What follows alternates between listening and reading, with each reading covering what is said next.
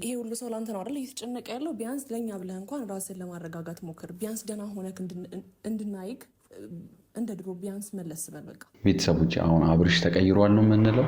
ይሄ ልጅ ተለውጧል። ይሄ ልጅ እውነት ሩታን ከልቡ ነበር ይቅርታ ሲጠይቅ የነበረው። እውነት ሩታ አብርሽን ትታው መሄዱ በጣም ከብዶታል፣ በጣም ከፍቶታል ማለት እንችላለን። ቤተሰቦች እንዴት ነው ከአንድ ባለትዳር እንዲህ አይነት ነገር የሚጠበቀው? እንዴት ነው አንድ ባለትዳር?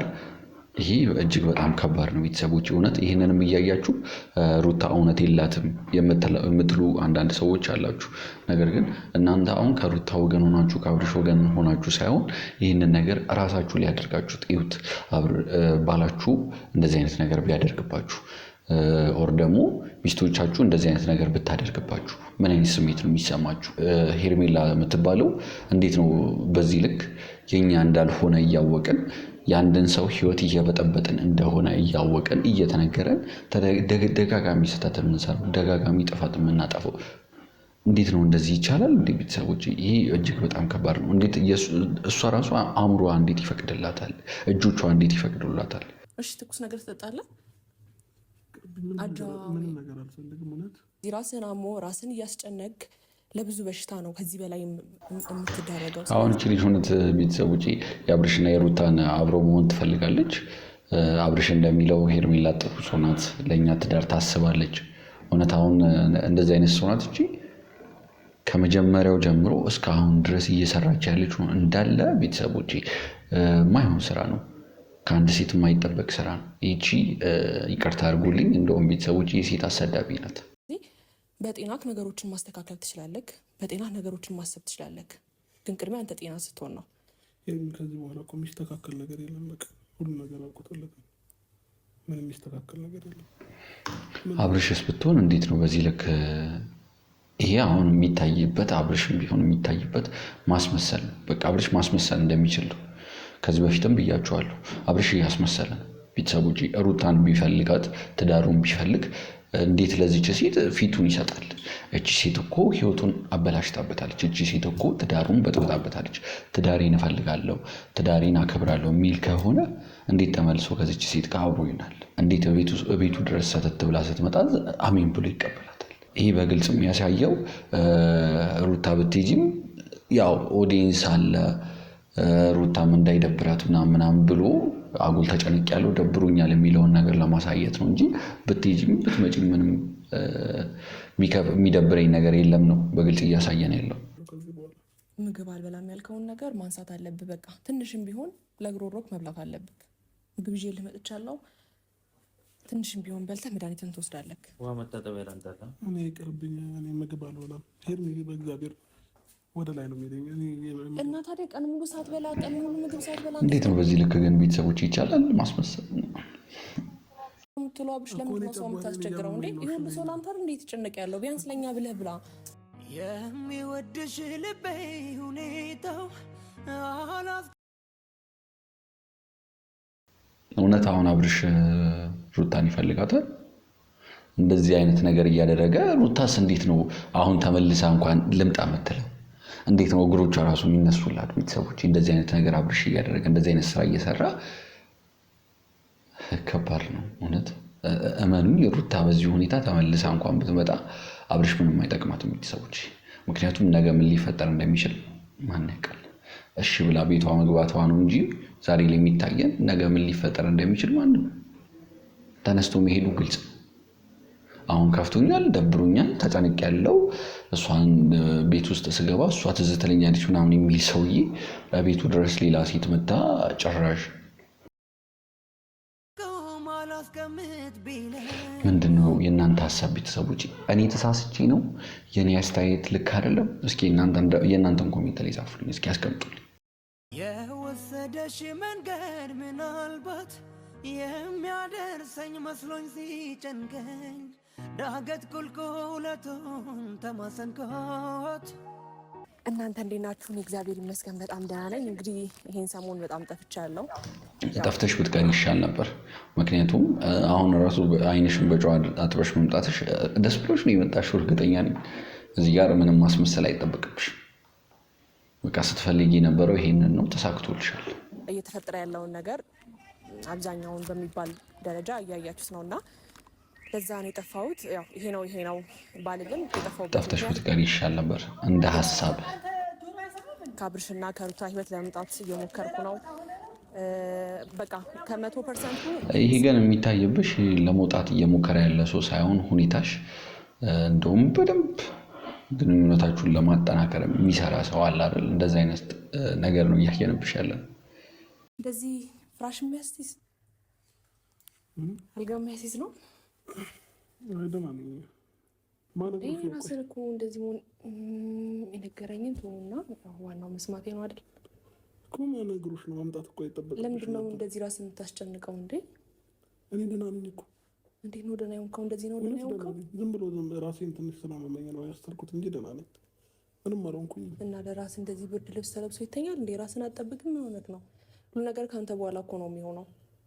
እንደገና ምግብ አልበላም ብለህ እያስቸገርካቸው ነው አይደል ብሩክ?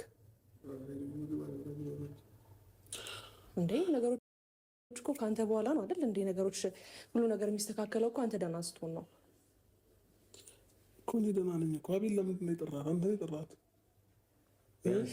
አልሰማ ስላልከን እሷ ትሰማታለህ ብለህ ነው። ምግብ አልበላ አልክ። ምግብ በልቻለሁኝ እኮ። ምንድን ነው እንትን መስሎኝ። ራስህን ደግሞ አትቅጣ። ምንድን ነው የትኛው ነገር መስተካከል የሚችለው እኮ አንተ ጤነኛው ስትሆን ነው። ገብቶሃል እንዴ? ሰው ልጅ ራሱን አያመውም እንዴ? እኔ ራሴን አሞኝ ነው አልኩሽ እኮ። ታዲያ ራስህንም ቢያምህ እኮ ምግብ መብላት አለብክ። በቃ አልጋ የሚያስይዝ ራስ ምታት የለም። ካልሆነ ሐኪም ቤት መሄድ ነው። ከዛ ባለፈ ደግሞ ለምን በዚህ መልኩ ትጨናነቃለህ? በቃ የሆነው ሆኗል አይደል? ኤርሚ ያልሰማም ብሎ ከዚህ ብሎ ማልቀስ ነው ስራው። ምግብ አይበላም። ያው ቀን ሙሉ ስንጨቀጭቅ ነው ብሎ ምን አይነት ከሰማሽ ማልቀስ ምግብ አይበላም፣ እንቅልፍ አይተኛም። በቃ ብሎ ትያለህ ብለህ ነው አልሆንም ብሎ እስቲ እሺ ካለሽ ነገር ነው። እንደዚህ መሆን የለብህም አይደል እንዴ አብርሽ? ትልቅ ሰው አይደለህ እንዴ? በቃ ነገሮችን እኮ ቁጭ ብሎ በቃ ራስን ለማዳመጥ የሆነ ብቻህን መሆን ካለብህ ብቻህን ሆነክ፣ ሰው የሚያስፈልግህም ከሆነ ደግሞ እኛ ያለን ችግር የለውም እንጂ እንደዚህ እያለቀስክ እንደዚህ ታመ ምናምን አይደለም መሆን ያለበት። ቻልከውን አድርገሃል። እግዚአብሔር የፈቀደው ነው የሚሆነው። ማዘን ምናምን ነገር የለብክም። እምቢ ካልክ ጋሽዬንም አብዬንም እዚህ እንዲመጡ ነው የምናደርገው። ገባህ? ሄርሜላ ቢያንስ ትሰማታለህ ብለን ነው። ለአንተ ብዙ ነገር ስላደረገች ብዙ ነገር ስለሆነችም ትሰማታለህ ብለን ነው እሷም የጠራናት። አለበለዚያ ጋሽዬም አብዬም ጠርተን ነው እነሱ ደግሞ ምንድን ነው ደህና የሆንከው? በጣም ነው እኮ የምታቃጥለው እኮ። መድኃኒት እየወሰድኩኝ ነው። ራሴን ነው ዝም ብሎ ያዘ ሲያደርገኝ ነው እንጂ ደህና ነኝ እኮ። ራስህን እንድጠብቅ ፈልጋለሁ። እኔ ስትጀምር እንደዚህ እንድትሆን አልፈልግም።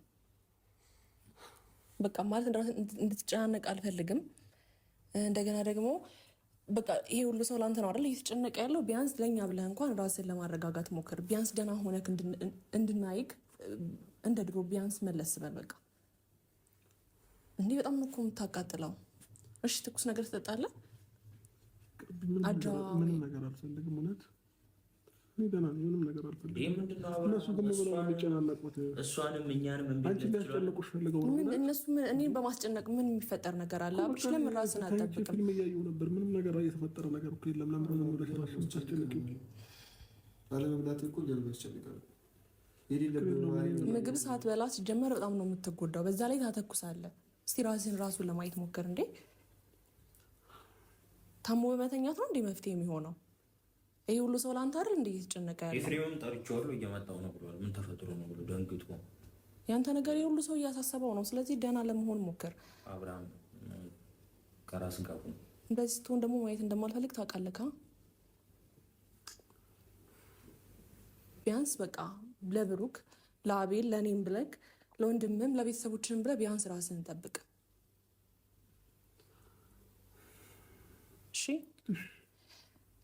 ሁሉም ነገር የሚስተካከለው አንተ ደህና ስትሆን። መጀመሪያ ራስህን ጠብቅ። በባዶ ቀን ሙሉ ሳትበላ በዛ ላይ ያለቀስክ እንዴት ነው የሚሆነው? መጀመሪያ ራስህን ጠብቅ።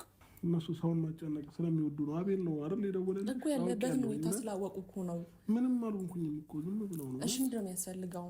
ምንም አያስፈልገኝም። ሐኪም ቤት ነው ሰድ ሐኪም ቤት ሂጅ ምን እሰራለሁ እንዴ? ህመምህን ነው ለምን ትተኛለህ እንዴ? ስራ ያለብህ ሰው ነው ሌላ ነገር እኮ እንዴ? ለምን በቃ መተኛቱ ለምን እንዴ? ስራ ያለብህ ሰው ነው፣ ስራ መስራት ትችላለህ እኮ በቃ እንዴ። የሚያስፈልግን ነገር ንገረኝ። ምንድን ነው አጃላፍ ላልክ? ምንም አልፈልግም እኮ እንደዚህ ሆነክ ማየት አልፈልግም። እሺ በቃ ችግር የለውም። እንትን እነሳለሁ፣ ችግር የለውም። አትጨናነቂ፣ ዝም ብለሽ አትጨናነቂ። ሰውን እያስጨነቀ አትጨናነቂ ማለት ብዙ ጊዜ ይነገራል፣ አንተ አትሰማም። የሆነ ነገር ካልተፈጠረ በስተቀር እና ለራስም ብለህ ለሰዎችም ለአንተ ለሚያስቡ ሰዎችም ብለህ ምግብን በልተህ ራስን ጤነኛ ማድረግ ነው ያለብህ። ከዛ በኋላ የትኛውም ነገር ማስተካከል ይችላል። ገብቶሃል? መቅረት ያለበት ነገር እንዳለ ይቀራል። ፈጣሪ ሲል ነው የትኛውም ነገር መስተካከል የሚችለው። አንተ ታግለ ሌላ ሰው ታግሎ ብዙ ሰው ታግሎ ምናምን አይደለም የሚሆነው። እና ስለዚህ ራስህን ነፃ ስታደርግ ነው በቃ ራስህን ደህና ስታደርግ ነው የትኛውም ነገር መስተካከል የሚችለው። አብረን በቃ ሰውን አታስቸግር። እኛ ስለደከመን ነው። ገብቷል? ኤፍሬምንም ሄርሜላንም የጠሯቸው እኛ እምቢ ስላልከን ነው፣ ከአቅማችን በላይ ስለሆንክ ነው እንጂ ሌላ ነገር አስበን አይደለም። በቃ እና ደግሞ አንተም ቢሆን በእነሱ ቦታ የምታደርገው ነገር ነው። እኔ ጋ ወይ ኤፍሬም ጋ ወይም ሌላ ሰው ጋር ሲደወል ለአንተ በማሰብ ነው እንጂ አቤላም ሆነ ብሩክ ምንም ማስበው አይደለም። ይህ ሁሉ አንተ ደህና እንድትሆን ነው።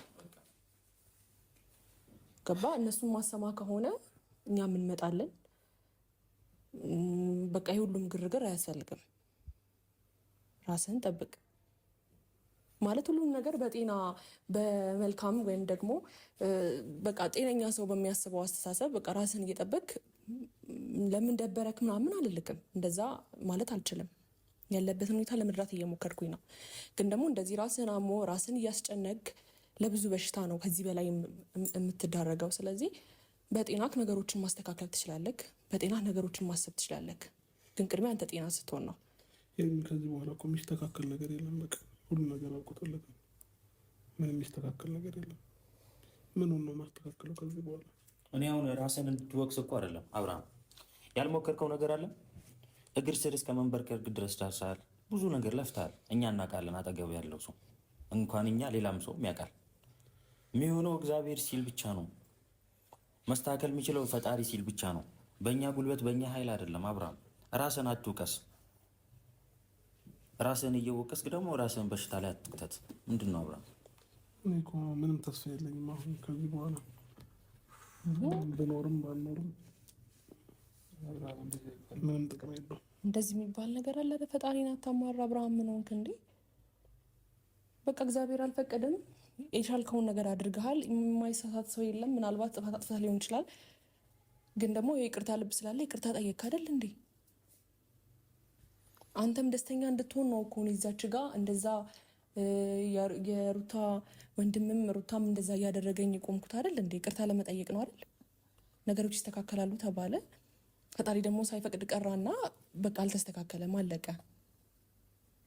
አሁንም ቢሆን በጤነኛ መንፈስ ነው ነገሮችን ማሰብ ያለብህ እንጂ እንደዚህ እየታመምክ አይደለም ነገሮችን የምታስበው። ሁሉም ነገር በቃ ለእግዚአብሔር ተው። ስላልላ የሚስተካከል ነገር አለ ወይ? ስላለቀስክ የሚስተካከል ነገር አለ? የምትመልሰው ነገር አለ? አሁን እኮ ራስህን አጠንክረህ አበርትተህ ሁሉንም ነገር ማድረግ እንደምትችል አሳይተህ ነው ነገሮች እንዲስተካከሉ የምትሞክረው እንጂ አልጋ ላይ ተኝተህማ ምንም የሚስተካከል ነገር የለም። ስለዚህ አሁን ምግብ አልበላም ያልከውን ነገር ማንሳት አለብህ። በቃ ትንሽም ቢሆን ለግሮሮክ መብላት አለብህ።